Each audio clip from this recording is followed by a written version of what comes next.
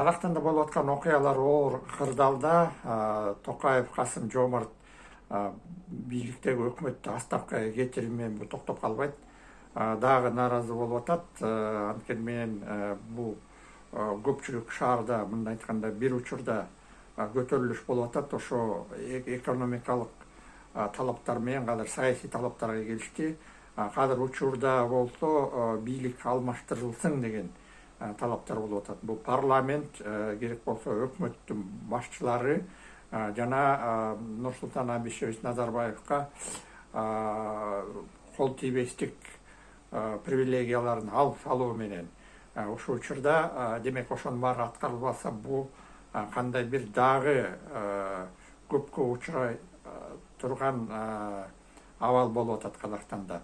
Эми буну кантип чечиш боюнча кадыр ушу Казакстандын бийлигине ишенбестик болуп атат. Демек кандай бир бийликтин институттары алсыздыгынан анткени менен алсыздыгы дегендей бул жөнөкөй элдин камын ойлобой алыстап кеткен. Бул негизи алыстап кеткен бийлик ошол ыңкылаптардын негизги себептеринен болуп билинет. Анан тышкары тең укуктуу эл менен сүйлөшүү, баарлашуу аянттары жоктугунан.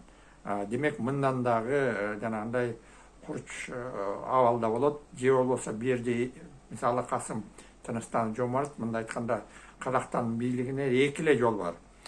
Бул болсо ошо элдин талабын аткаруу, мүмкүн компромисс менен кандай бир сүйлөшүүлөр жүргүзүү, бирок ошонун баары өзгөртүүгө алып келет. Же болбосо экинчи вариант бул элге өзүнүн элине кысым кылып, ошо жана өзөндөй болгон 2011-жылдары болгондой атып салуу менен эле тыйып баса. Бирок бул экинчи вариант жакшылыкка алып келбейт.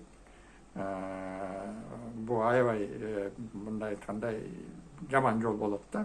Ошон үчүн бу жерге кадыр бийлик, Казакстандын бийлиги кандай бир өзгөртүүлөргө барыш керек.